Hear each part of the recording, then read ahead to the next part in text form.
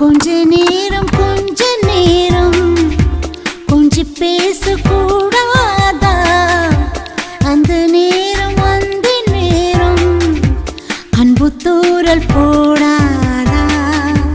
கொஞ்ச நேரம்